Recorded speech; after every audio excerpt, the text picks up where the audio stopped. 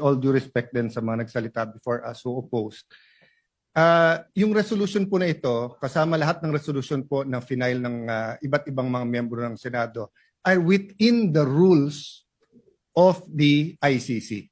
Linawin ko po yun kasi parang sinasabi, ito yung mga president, ito yung pwede, ito hindi pwede. Galing nung research nyo, pero ang magde-decide pa rin yan ICC. At ang basehan ng decision nila ay hindi yung presidents ng ibang mga miyembro kasi iba-iba yung sitwasyon natin sitwasyon ng mga accused. So yung rules. Tignan nyo halimbawa ho si dating Senador Leila de Lima. Wag na yung ibang mga senador, di ba? Grabe din po ang akusasyon sa kanya, droga. Pero pumayag po lahat.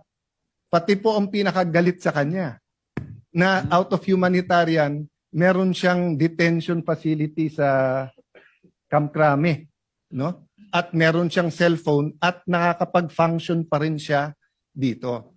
So lastly, Mr. President, nung tinignan natin yung dami na namatay nung Aquino administration, ay sing dami nung namatay nung first 2 years nung Duterte administration. Except that during the Aquino administration, through Senator De Lima, pinalitan nila yung definition ng EJK. EJK, kapag yan ay labor union, yan ay human rights leader na napatay. Pero pag ordinaryong tao na napatay, hindi EJK. Biglang pagdating ni Duterte, lahat ng patay na hindi natural causes, EJK. Pero pag kinumpare mo, there was 13 to 16,000 every year in the Aquino and even before Aquino. So again, Mr. President, we're not here to debate that.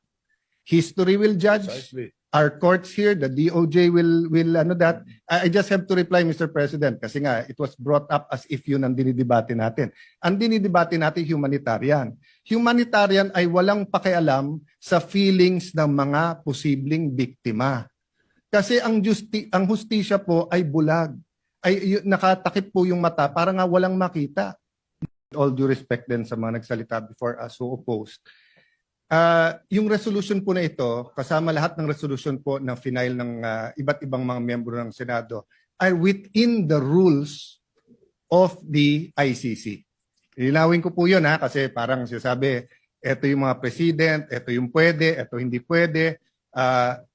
Galing nung research nyo, pero ang magde-decide pa rin yan ICC. At ang basehan ng decision nila ay hindi yung presidents